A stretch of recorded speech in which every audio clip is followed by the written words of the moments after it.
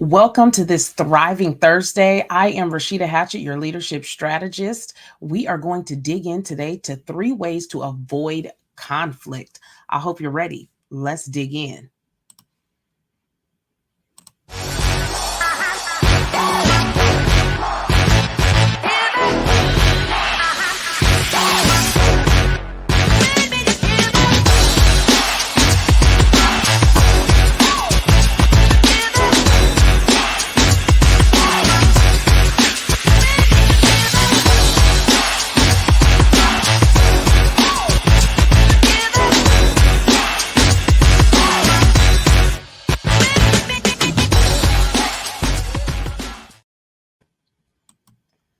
All right. So, one of the things that I hear all the time from female leaders is how do I avoid conflict? And here's what I say. Conflict is one of those things that we all want to master avoiding. We don't want to be in conflict with other people. We really want to be in a place where we're feeling like things are going pretty smooth most of the time. But there are times where conflict is simply unavoidable, where we have to have hard conversations, and we weren't exactly ready to have those conversations. We weren't exactly in a place where we really thought, yes, this is the time. Sometimes conflict is brought to us and we have to handle it in that moment. But there are some simple ways that we can avoid conflict. And when I talk with female leaders, one of the things that I let them know is that, this isn't something that we're taught.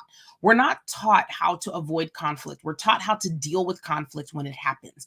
In the moment, running on emotion, this is how we deal with it, right?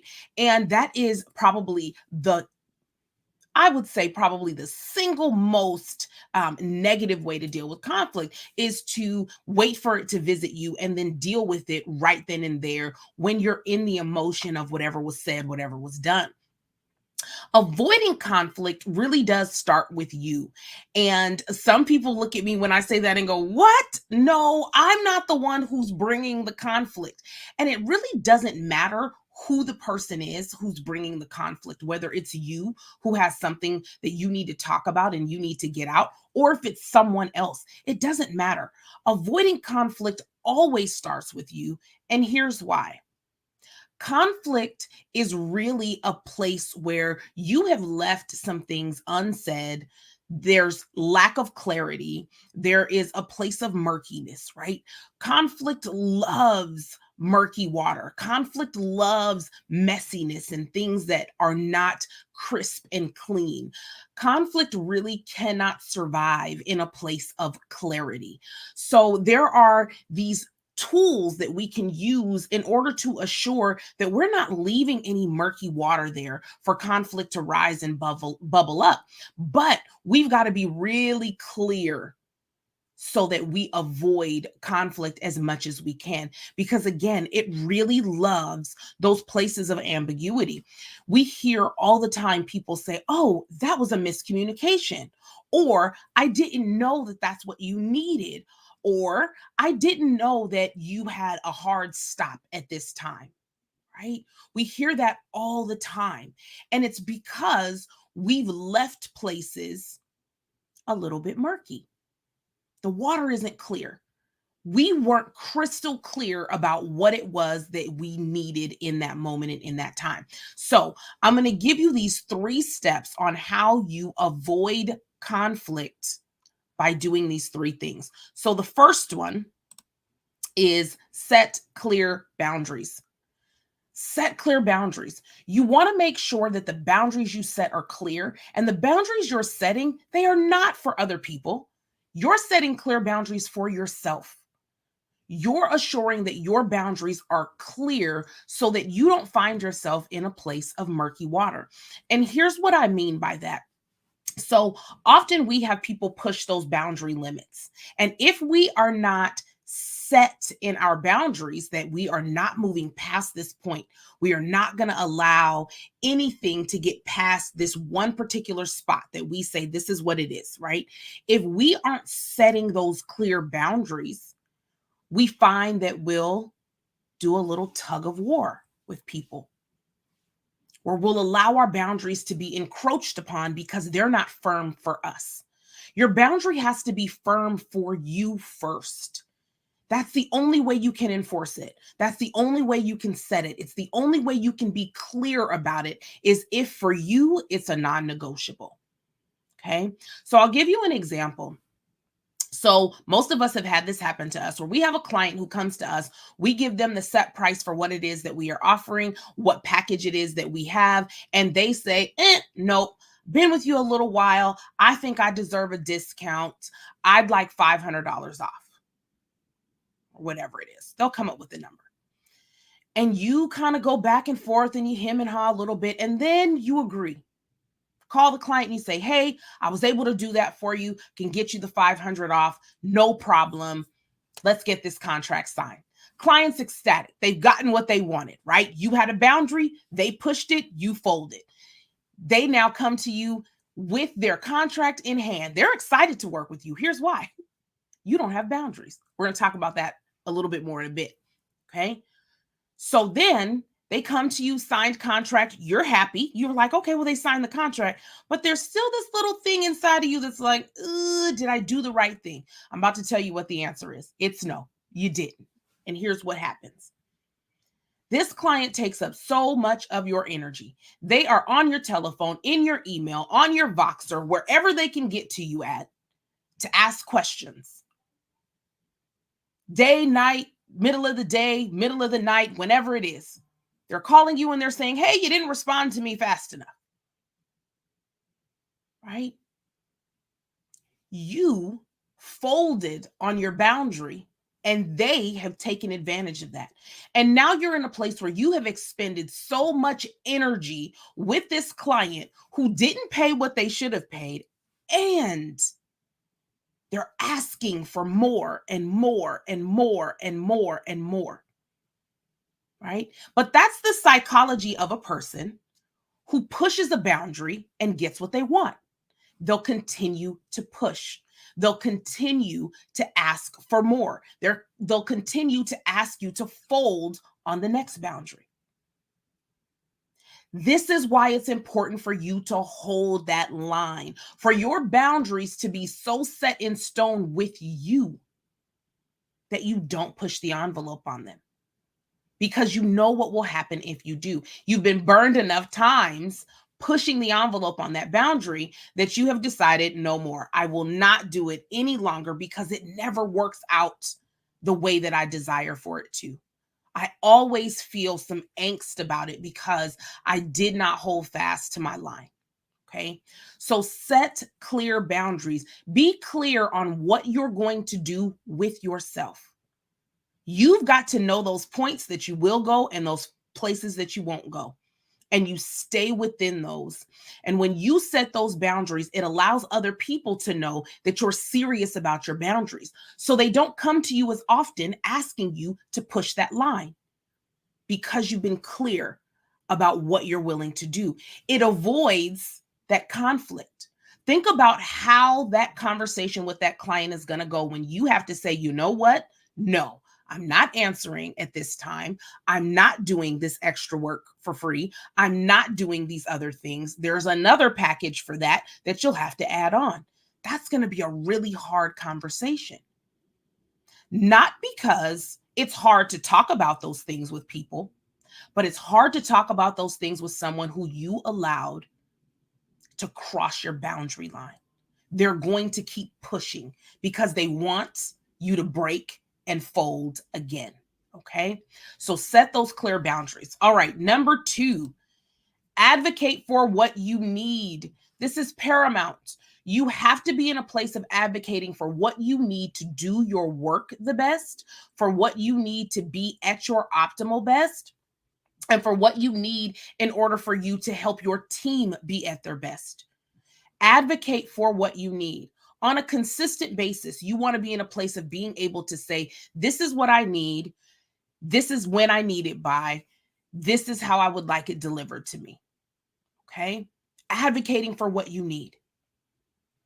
Making sure that who you are asking knows exactly what it is that you need and why you need it, why it is important to the success of the project, why it's important to the success of the team. Okay? So it doesn't matter what that thing is. You want to make sure that you're advocating for it. You want to make sure that you are saying, you know what, this is what I need, and I'm going to stand firm on that, and I'm asking for it. It's not just something that I know internally that I need, it's something that I'm speaking outwardly because the need is so great that this project, this process, my team can't move forward without it. And it can truly be anything. It can be time off that's needed. It could be less meetings that you need to attend so that you are able to be with your team more often. It can be a particular product or service that you need added on to what you already have in order to do your work better. Whatever that is, advocate for that need. Make sure that it's paramount, not just to you, but to the person that you need to get it from, that we need this to move forward, and make it a non-negotiable. Okay. Every time you get the opportunity to advocate for your need, advocate for your need. Sometimes it's not in the budget now, but it might be in the budget next month.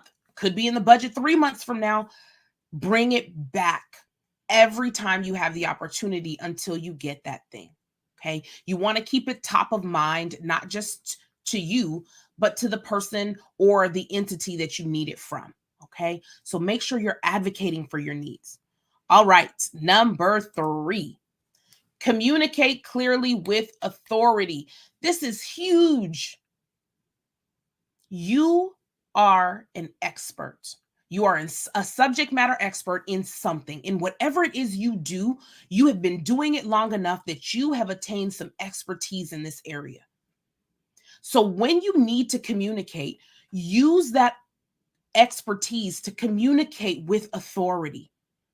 As female leaders, we often get mixed into this area of potential aggression when we communicate versus authority. And they are two very different things. But if we're not clear about having our voice be heard, when we finally do speak, it can be taken as aggressive versus authoritative. And we want to be moving in our authority. We want to be using our past success and our receipts for what we know we bring, for what we know we add value to. We want to bring those in with us when we're having conversation. So when we're communicating, we want to mix in that authority. And it's relatively easy to do, but it does take some finesse, right? And I teach the women that I work with a method on how to finesse their receipts into a conversation without seeming as though they are boasting or they have put themselves on a pedestal, right? They're not moving in that kind of aggressive sort of energy, but what they are moving in is in the authority of their expertise, and they stand on it and they stand firm on it in a way that's welcoming to people, in a way that invites them in to ask more, to have more conversation, to be in a place of wanting to hear more of what they have to say. And again, there's some finesse to it, but it can be done. You want to make sure that you are using your authority every time you communicate. You're letting people know that you're not just coming from a space of some random thought. You are coming from a space of clear experience. Okay? A place where you are the subject matter expert. You know exactly what it is that you're wanting to convey to the people you're speaking with. And remember, conflict comes into play when we leave the clarity at the door and we're communicating in a way that's still murky. When you communicate with authority, there's no murkiness in that. You are producing the receipts of what your experience has garnered you, right? My experience I've gained some things with this. It has given me the ability to stand tall on this particular topic because I know what I know. There isn't a place for murky when you're communicating that way. There will always be clarity. There won't be a place for people to say, I'm not sure that she's the person for the job. You will have communicated in authority so clearly that they know you're the person for the job. That's your job at the end of that conversation is for them to know that you're the one for the job because you've communicated in your authority. They know that you're able, you're capable, you're willing, and you're ready. That's your role at the end of a conversation with someone when you're communicating in authority. They know you're ready for the task. You've proven that you're ready for the task, right? So for those of you all who are brand new to me, you're brand new here, we are talking today about avoiding conflict. So I just gave you all 3 ways to avoid conflict and to put yourself in position to be clear about what you need, how your boundaries are set, and how you communicate. Okay. For those of you all who are ready for more, there are a couple things that I want you to do. One, I'm going to invite you to apply to work with me inside of Audacity to Thrive. Audacity to Thrive is a 6-month coaching container that I have for women who are leaders in their field. They are at the top of their game, but they're also ready to expand. They're ready for more. They have a passion burning inside of them, and there's something that they want to do and they're ready to do it. What they need is someone to help guide them to that place so that they can live the life that they've dreamt of. They can be in a place where they are at the top of their game. They're also prioritizing their self-care and wellness, and they're living a life of abundance. If that is you, if you know you are ready for more, if you know you are called to more, if you know you've been playing small, I invite you to come inside and work with me inside Audacity to Thrive. At the bottom of the screen, you are going to see a link. You can meet me over at rashidahatchettmedia.com/Audacity to Thrive. Over there, apply to work with me and go see what my other clients have said about working with me and the shifts that they've made, the growth, the expansion, the businesses they've started, the passion projects that they're working on, the promotions that they've gotten. Go and hear what they have to say.